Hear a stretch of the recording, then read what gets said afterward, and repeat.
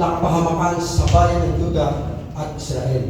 Dahil sa pagsamba nila sa Diyos-Diyosan at iba pang mga kasalanan, ay pinahayag din niya ang magaganap na pagbabalik ng mga binihag at ang muling pagtatayo ng bansang Juda o ng Israel.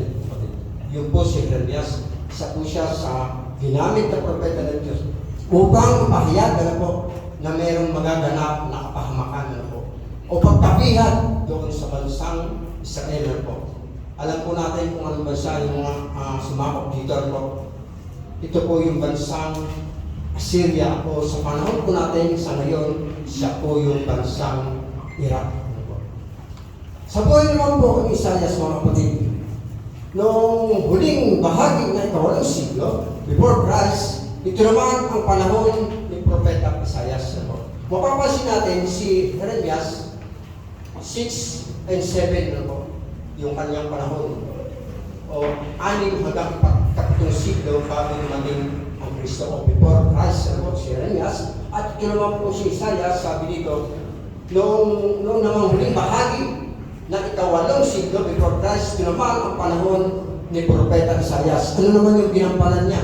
Siya naman ang ginamit ng Diyos upang ipahayag na hindi lamang ang lakas ng bansang Assyria ang tunay na banta sa buhay ng mga taga-Juda at Israelita, kundi ang kasalanan at pagsuway sa Diyos. At ipinahayag din ni Isaias ang pag-iral ng pandaigdigang kapayapaan at pagdating ng isang humarang hari na buhat sa libig ni David.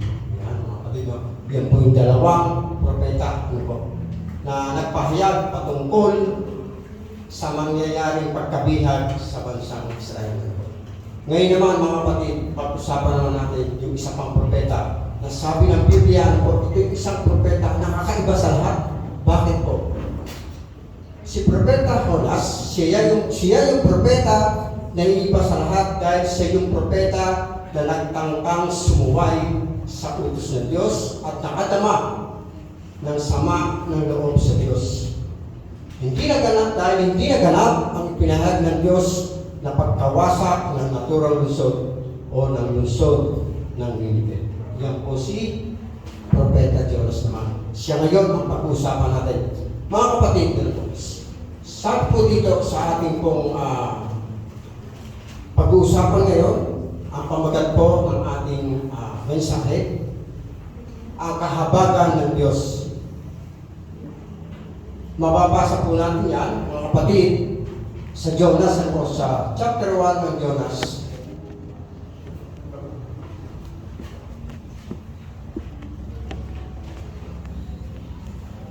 Chapter 1 ng Jonas. Yan.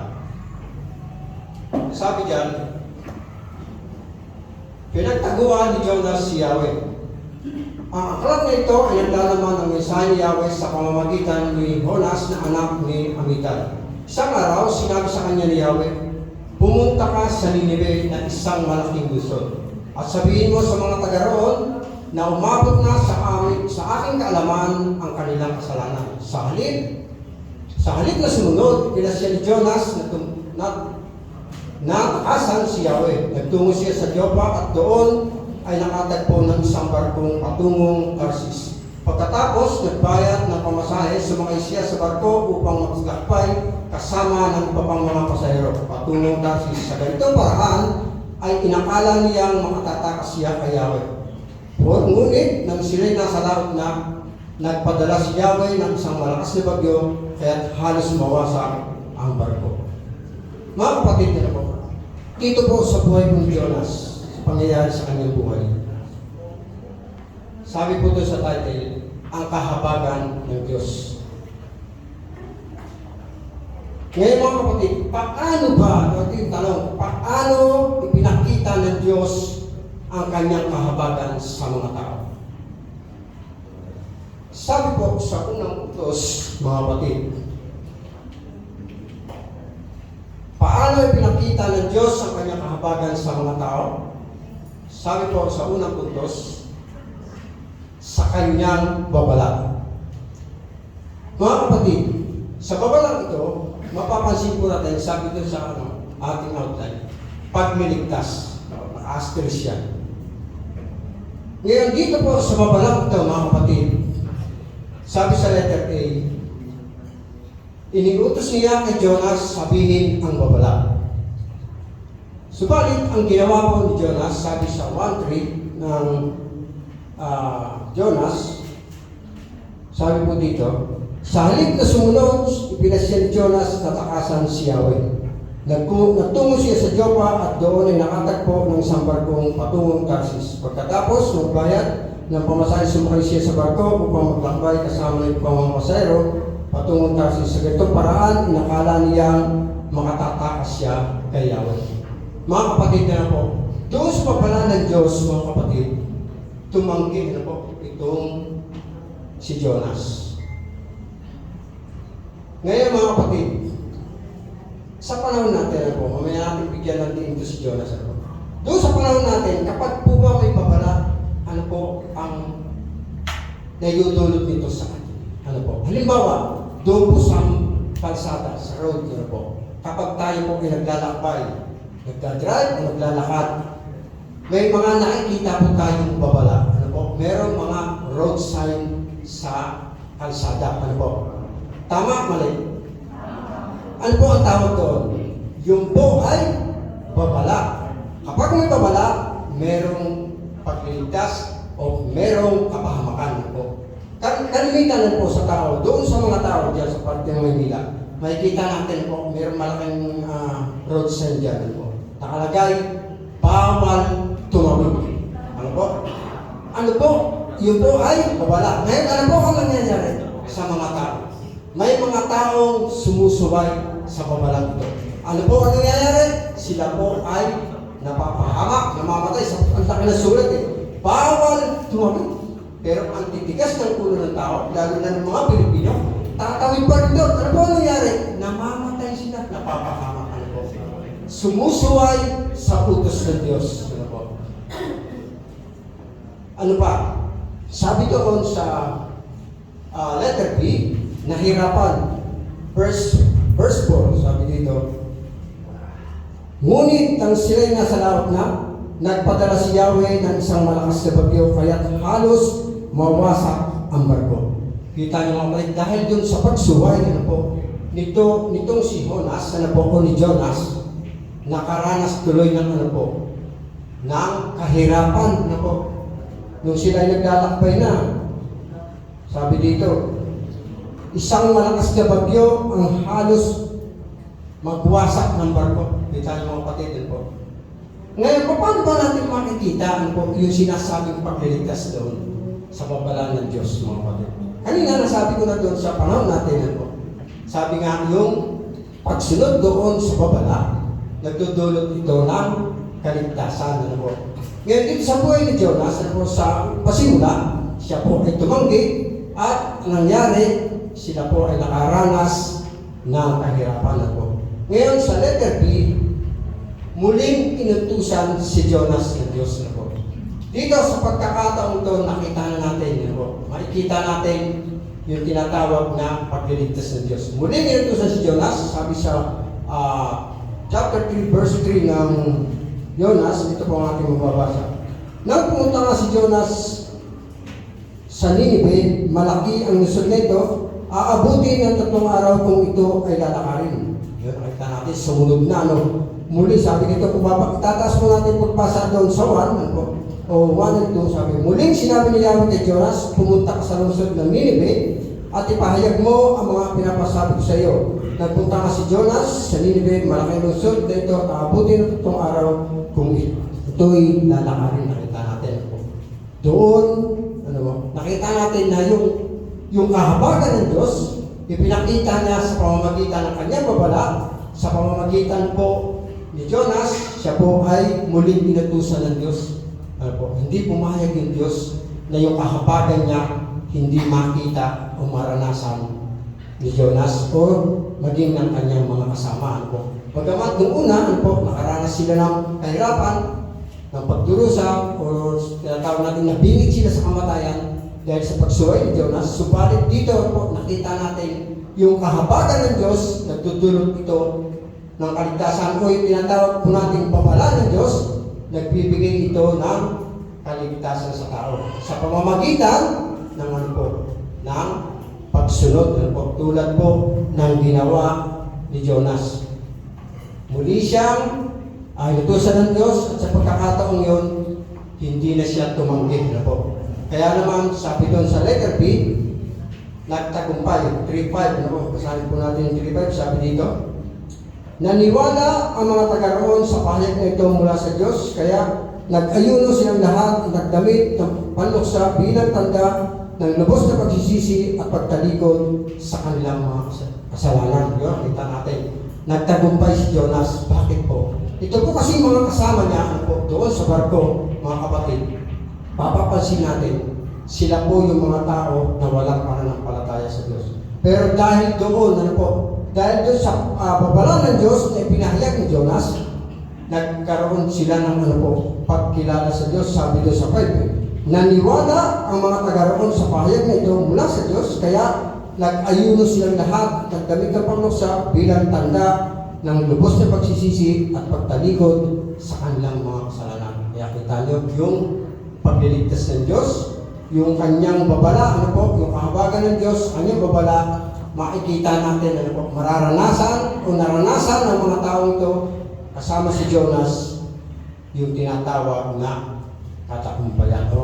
Nagtagumpay sila, naranasan nila, ano po. Kaya mga kapatid, yung kahabagan ng Diyos ay naipapakita niya sa pamamagitan o sa kanyang mga babala. Dako po tayo sa ikalawang Diyos. Dito mga kapatid po, pinapakita ng Diyos ang kanyang kahabagan sa pamamagitan naman ng kanyang o sa kanyang kapangyarihan. Sabi po sa letter A, bagyo. Mababasa po natin ito sa unang Jonas, talatang 16, ano po, sabi dito. Dahil dito nagkaroon sila ng matinding takot kay Yahweh, kaya sila'y nag-alay ng handog at nangakong maglilingkod sa Kanya. Mga kapatid, papansinin natin, sa kanyang kapangyarihan po ng Diyos, nagbigay siya ng bagyo, ano po. Subalit, kung titignan po natin yung bagyo, ano po, sa literal na buhay natin, kapag mayroong bagyo, ano po nangyayari sa atin? Na ano natin dito, ito isang nakakatakot na pangyayari, ano po, na kumbaga nag-worry tayo dahil may bagyo, nag-aalala tayo. Pero dito mga kapatid, ano po, sa senaryo ito, makikita natin yung bagyo naging pagpapala sa mga tao doon sa barko. Bakit po? Sabi dito sa 16, ulitin po natin, basahin natin, sabi doon, dahil dito nagkaroon sila ng matinding takot kay Yahweh, kaya sila'y nag-alay ng handog at nangakong maglilingkod sa Kanya. Ibig sabihin yung bagyo mga kapatid, ginamit na ng Diyos yung Kanyang kapangyarihan sa pamamagitan ng bagyo, nagdulot ito ng ano po, ng pagtitiwala, ano po, nagkaroon ng pananampalataya yung mga taong wala namang pananampalataya dahil doon sa ibinigay ng Diyos na bagyo. Natuto tuloy silang ano po, natuto silang magkaroon ng takot sa Diyos, maghandog at nangakong maglilingkod. Isa pa lang pagpapala pagdating doon sa bagyo, pag makikita natin, kaya pala yung mga bagyong yan, hindi dapat tayo natatakot, hindi dapat tayo nag-worry, kasi ito pala isang babala, isang paraan ng Diyos upang ang tao ay muling manumbalik sa Diyos o magkaroon ng tinatawag na pananampalataya o paniniwala doon sa Diyos dahil doon sa bagyo po. Kaya yung kapangyarihan ng Diyos, yung kanyang kahabagan, nahahayag sa pamamagitan ng kanyang kapangyarihan. Una doon sa bagyo. Ikalawa, dambuhalang isda. Sabi ko sa chapter 2, verse 9 and 10, ngunit aawit ako ng pasasalamat at sa inyo'y maghahandog. Tutuparin ko ang aking mga pangako, o Yahweh na aking tagapagligtas. Verse 10, pagkatapos inutusan ni Yahweh ang isda na iluwas si Jonas o si Jonas sa dalampasigan. Kita niyo mga kapatid, sa kapangyarihan ng Diyos, doon sa dambuhan ng isda, pinakita ng Diyos yung kanyang kapangyarihan, yung kanyang kahabagan kay Jonas. Muli siyang iniluwag. Sipin niyo mga kapatid, 3 days ito, nandun sa loob ng tiyan. Kung titingnan natin kung sa literal na mangyayari sa buhay natin, palang sakmal palang na gano'n magutay ka na di ba? Maaari ka nang mamatay, pero dito nakita natin yung kahabagan ng Diyos, pamamagitan ng kanyang kapangyarihan, doon sa dambuhalang isda, ipinakita ng Diyos yung kanyang kahabagan doon kay Jonas, dahil nakita niya, ito ay sumunod sa kanyang utos. Ikatlo, mga kapatid, letter C, malagong halaman. Sabi po sa chapter 4, verse 10-11, sabi dito, sinabi ni Yahweh, tumubo ang halamang iyon, lumago sa loob ng magdamag at namatay kinabukasan. Wala kang hirap dyan, ngunit nalungkot ka nang iyan ay mamatay. Verse 11, ako pa kaya ang hindi malungkot sa kalagayan ng Ninive? Ito'y isang malaking lungsod na tinitirhan ng mahigit na 120,000 taong hindi alam kung ano ang mabuti o ang masama, bukod pa sa maraming kawat. Makikita natin doon sa malagong halaman ito, dito na po, yung sitwasyon ito, nakita natin si Jonas, nasiyahan siya. Kasi nung mga time na yun, nato siya sa isang lugar na napakainit, pero napakabuti ng Diyos. Nagpalago ng isang halaman upang mabigyan siya ng dilim. Subalit, kinabukasan bigla itong nawala. Nalungkot naman itong si Jonas. Subalit, pinaunawa ng Diyos sa kanya na yung halamang yun, meron iyong gustong ipaunawa sa kanya. Na kung papaano pahalagahan yung nilikha ng Diyos o yung nilalang ng Diyos. Kasi halaman lang yun ano na siya nalungkot na. Ang sabi ng Panginoong Yahweh, kung ikaw nga, ito sa halaman, nalungkot ka na. Paano pa kaya ako? Na libo-libong tao ang mapapahama. Pero dito pinakita ni Lord na ganun niya minahal, pinahalagahan o pinahalagaan ang maraming tao. Sabi nga, bagamat itong mga Ninive o taga-Ninive, mga kapatid, mapapansinin po natin, sila yung mga tao, sabi dito, sila yung mga tao na hindi alam kung ano ang mabuti at masama. Ibig sabihin, walang kamuwang-muwang, walang kalam-alam. Ibig sabihin, walang paniniwala, walang pananampalataya sa Diyos. Pero subalit dito nakita natin mga kapatid, yung kahabagan ng Diyos, pinapakita niya sa kanyang kapangyarihan sa pamamagitan ng mga bagay tulad ng halaman, ng isda na ginamit ng Diyos upang ipaunawa yung kanyang kahabagan, yung kanyang pagmamahal sa tao. Ito man ay mananampalataya o hindi. Ganun niya pinapahalagahan yung nilikha niya tulad po ng mga tao. At yan, alam naman natin lahat yan ang nangyari yan, tulad po sa panahon natin, ng mga kapatid, makikita natin. Ano pong ginawa ng Diyos sa panahon natin? Anong ginawa? Ipinigay, yung John 3:16, makikita natin yun.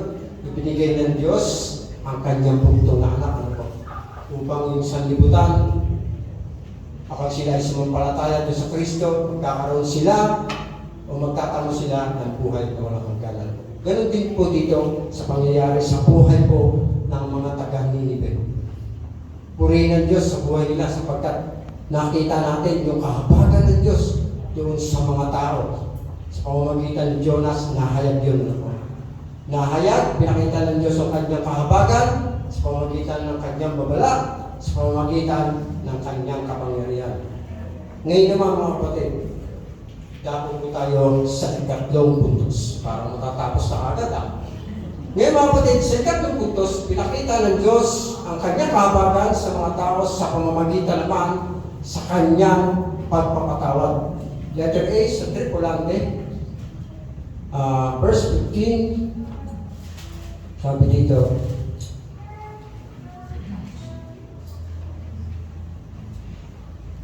pagkasabi nito, binuhat nila si Jonas at inihagis sa dagat. Agad namang pumayapa ang dagat. Kita niyo mga kapatid, doon sa kanyang pagpapatawad, pinatawad ng Diyos. Bakit? Babasahin po natin iangat po natin ang konti ito sa 14. Sabi dito, kaya nanalangin sila kay Yahweh ng ganito, Yahweh, huwag po ninyo kaming hayaang mamatay dahil sa gagawin namin ito sa taong ito. Huwag po ninyo kaming parusahan kung mamatay man ang taong ito. Kayo po, Yahweh, ang may pananagutan dito. Verse 10, pagkasabi nito, verse 15, pagkasabi nito, binuhat nila si Jonas at inihagis sa dagat, agad namang pumayapa ang dagat. Dito mga kapatid, dito nakita natin na yung kahabagan ng Diyos, pinakita niya sa pamagitan ng kanyang pagpapatawad. Pinatawad niya yung mga tao. Ano po? Bakit po?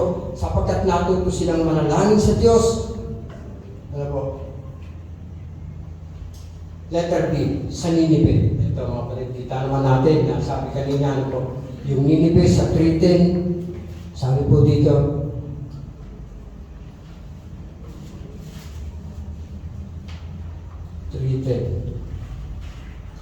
nakita ng Diyos ang kanilang pagtalikod sa kasamaan, kaya hindi na niya pinarusahan ang mga ito tulad ng kanyang sinabi. Kita niyo mga kapatid, doon po sa kahabagan ng Diyos pinakita niya sa pamamagitan ng kanyang pagpapatawad. Pinatawad niya po yung Ninive po. Dahil nakita ng Diyos yung pagtalikod na po ng mga taga-Ninive, at kaya dahil dito, bagamat na sinabi ng Diyos na sila po ay bubuksahin o parusahan, pero dahil nakita ng Diyos yung kanilang pagtalikod sa kasamaan, hindi na po sila pinarusahan ng Diyos, pinatawad sila. Kaya mga kapatid, yung pagpapatawad ng Diyos, abot yan hanggang sa atin. Kaya mga kapatid, hanggang ngayon, meron pa rin tayong mga tinatagong buot o galit sa ating mga puso. Alisin na ninyo yan. Alisin na po natin yan. Sapagkat kung papaanong pinapakita ng Diyos yung kanyang kahabagan sa pamamagitan ng pagpapatawad, ganun din mga kapatid, gawin po natin ito sa ating mga sarili o sa ating mga kapwa. Huwag niyong panatilihin sa inyong mga puso o sa ating mga puso yung buot o galit sa ating mga kapatid. Tandaan po natin kung paanong yung Kristo o yung ating Panginoon Diyos ay napatawad sa atin. Sa kabila ng siya naman ay wala kasalanan, pero ginawa niyang ibigay ang kanyang sarili para lamang tayo po ay patawarin ng Diyos. Kaya naman mga kapatid, yung pagpapatawad upang maranasan natin yung kahabagan ng Diyos, gawin po natin ito sa ating mga buhay. I-apply po natin ito. Sapagkat yung mensahe ng Diyos, yung kahabagan ng Diyos ay binibigay niya sa atin dito sa panahon ni Jonas, sa panahon po ng Ninive, sa panahon ng mga tripulante, at hanggang ngayon sa panahon natin mga kapatid, pinagkakalob ng Diyos yung kanyang kahabagan sa pamamagitan ng pagpapatawad, sa pamamagitan po ng ating Panginoong Kristo. Bilang pagtatapos mga kapatid, natapos na kagad tayo upang maranasan natin ang kahabagan ng Diyos, sundin po natin ang Great Commission. Isa po ito sa napakahalaga na dapat nating gawin. Kaya tinawag na Great Commission. Mateo chapter 28, verse 19 to 20, sabi ito. Kaya tumayo kayo, gawin ninyong alagad ko ang mga tao sa lahat ng mga bansa. Bautismo niyo sila sa pangalan ng Ama at ng Anak at ng Espiritu Santo. Turuan ninyo silang sumunod sa lahat ng inuutos ko sa inyo. Tandaan ninyo, ako'y laging kasama ninyo hanggang sa wakas o sa katapusan ng panahon. Kita niyo mga kapatid, yung kahabagan ng Diyos, pinakita niya sa panahon ni Jonas, at ngayon sa panahon natin, pinakita rin ng Diyos o pinapadama rin sa atin ng Diyos ito sa pamamagitan ng ng sinabi ng Panginoong Kristo. Doon po sa Mateo chapter 28. Napakaganda po na sinasabi dito sa dulo Tandaan ninyo, ako'y laging kasama ninyo hanggang sa katapusan ng panahon. Mga kapatid, yung kahabagan ng Diyos mananatili sa atin ito habang tayo po ay naririto. Kaya yung Great Commission kaya tinawag na Great Commission. O sabi dito, dakilang gawain ng mga mananampalataya. Bakit po? Sapagkat napakaganda na sinabi ng Panginoon Kristo, tandaan nyo, lagi nyo akong kasama.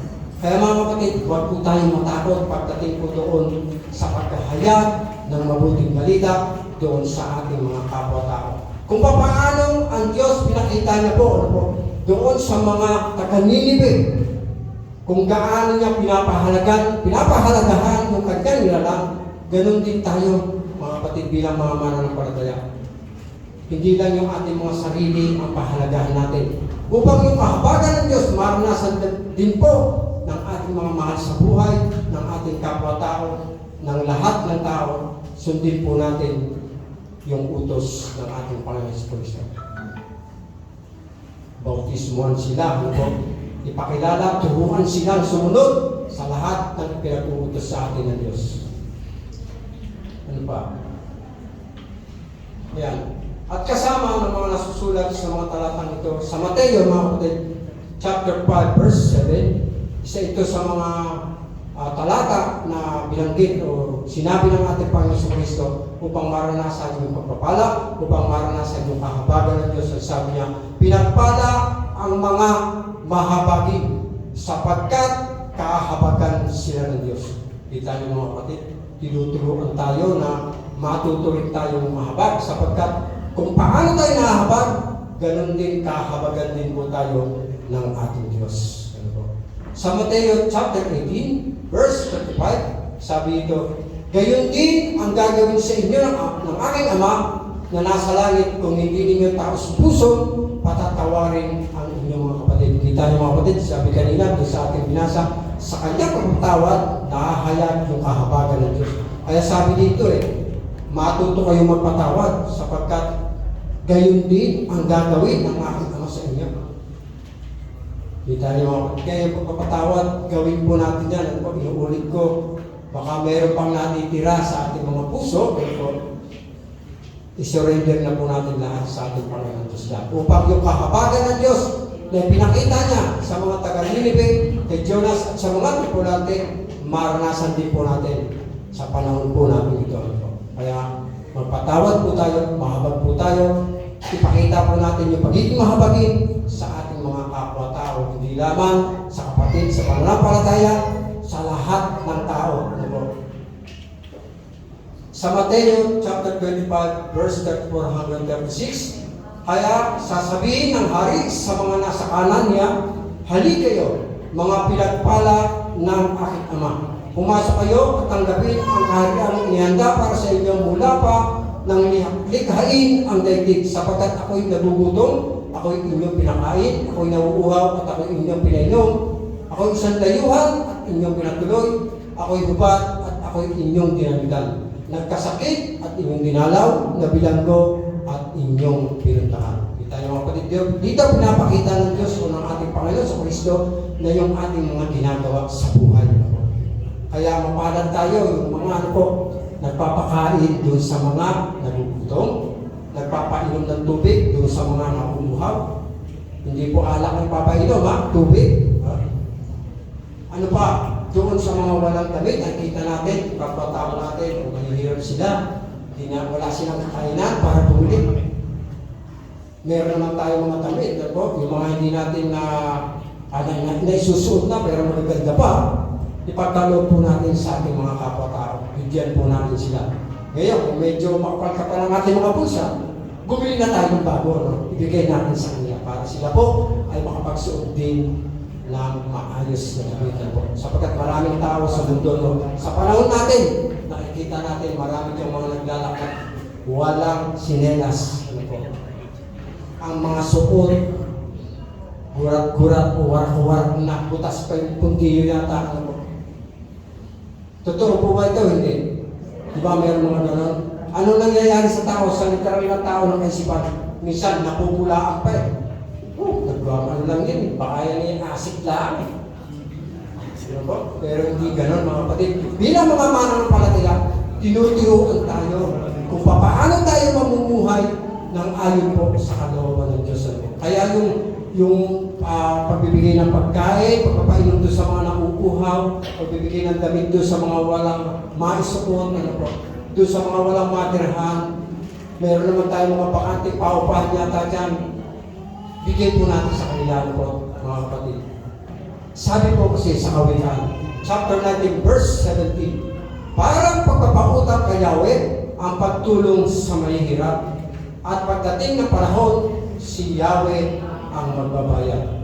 Nag-invest pa na tayo kapag tayo po ay gumagawa ng mabuti sa ating mga kapwa. Kapag po tayo tumutulong mga kapatid, huwag po tayo mag-antay na tayo suklian o huwag po tayo mag-antay na tayo bayaran. Bakit po? Sapagkat ang sabi ng Biblia, ang sabi ng Kawikaan, chapter 19, verse 17, parang pagpapautang kay Yahweh ang pagtulong sa mahirap. At pagdating ng panahon, si Yahweh ang magbabayad. Di tayo mga kapatid. Kaya yung pagtulong sa kapwa, huwag po tayong mag-aantay ng kapalit. Ang mahalaga lamang, alam natin kung paano susundin yung kalooban ng Diyos upang yung kanyang kahabagan na pinakita niya sa pamamagitan ng mga babala, sa pamamagitan ng kanyang kapangyarihan, sa pamamagitan ng kanyang pagpatawad, ito po ay ating mararanasan kapag tayo po ay natutong sumunod sa kanyang mga utos. Yung pagpapala ng Diyos, sabi doon sa Mateo 25, sabi doon, hali kayo, mga pinagpala ng aking Ama. Napakasarap mga kapatid. Isipin mo, mapapasama tayo doon sa tinatawag na pinagpala ng Diyos na yung tahanang inihanda ng ating Panginoon sa Kristo, makakasama tayo doon. Napakasarap doon. Hali kayo, mga pinagpala ng aking Ama. Pumasok kayo at tanggapin ang kahariang inihanda para sa inyo mula pa nang likhain ang daigdig. Kita niyo mga kapatid. Kaya huwag po tayong maging madami. Huwag po tayong maging makasarili. Yung ating mga pangarap, yung ating mga nais na maabot sa ating mga buhay, lalo na po kayong mga kabataan, tandaan nyo, napakahalaga na pag-abot ng mga pangarap, ito ay laging inuugnay doon sa kapangyarihan ng Diyos. Bakit po? Sapagkat kapag palagi gano'n, lagi tayo nakakonect doon sa ating Panginoon sa Kristo, tiyak na yung kahabagan niya ay ating pong mararanasan niya. Mga kapatid, meron pa pang isang talata, ano po, sabi dito. Sabi po sa ikalawang hari, ano po, ito isang pagpapatunay na ang Diyos ay tapat sa kanyang pangako. Sabi po sa ikalawang hari,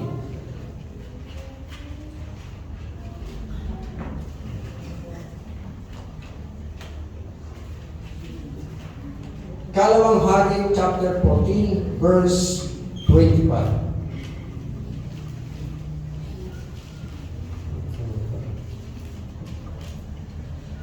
Unang hari na saglit na po.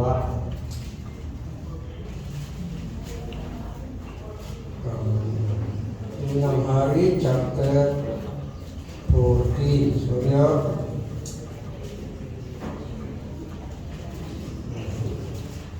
Matatapos niya eh. Sorry mga kapatid, konting tiis na lang po. Hindi na ilagay dyan sa ating ano eh. Sensya na po kayo. Unang Hari, chapter 14.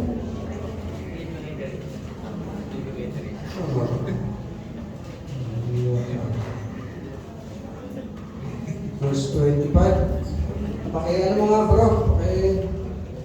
25. Ito yung ano, yung kay Jonas kalawang hari, sorry po. Kalawang Hari, chapter 14. Pasensya na po kayo, medyo napuyat eh. Yan, okay. Pasensya na po ha. Ito yung huling talata na kung saan pinatunayan ng Diyos yung kanyang pangako sa bayan ng Juda o sa bayan ng Israel. Maging sa panahon natin, kasama po tayo dito. Sabi dito, verse 25, bilang katuparan ng sinabi ni Yahweh, ang Diyos ng Israel sa pamamagitan ng lingkod niyang si Propeta Jonas na anak ni Amitay ng Gath-Hefer. Nabawi ni Jeroboam ang dating sakop ng Israel mula sa may pasukan ng Hamat at sa ilagang dagat ng Arabia sa Tibok. Yun ang nakita po natin dito, no, na yung pangako po ng Diyos, yung kanyang kahabagan doon sa mga taga-Juda o Israel, tinupad po ng ating Panginoon sa Kristo o ni Yahweh sa pamamagitan po ni Propeta Jonas na yung pangako niya na muling makababalik o mapapawalang o makakalaya sa pagkabihat ng Babylonia o ng Assyria yung mga o yung kanyang bayan, yung Judah o yung Israel, mga kapatid po. Salamat po sa bawat isa sa atin. Nawa yung kahabagan po ng Diyos na kanyang pinakita sa atin, yung ating pinag-aralan, mga kapatid, sikapin po natin sa ating mga buhay na ito po ay na makita may pamuhay yung kahabagan ng Diyos na ibinigay sa atin sa umagang ito. Ibahagi po natin ito doon sa ating mga mahal sa buhay. Kaya yung Great Commission po, yung dakilang gawain na iniwan ng Diyos doon sa mga apostol. Mga kapatid, tandaan po natin po, yung Great Commission na ito, hindi lamang po ito doon sa mga apostol. Ano po? Ito po ay sa panahon natin, abot po ito. Tandaan po natin, napakaganda ng iniwang salita ng ating Panginoon sa Kristo. Sabi niya, tandaan ninyo, ako'y lagi niyong kasama hanggang sa wakas ng panahon. Purihin po ang Diyos sa umagang ito. Tayo po yung manalangin.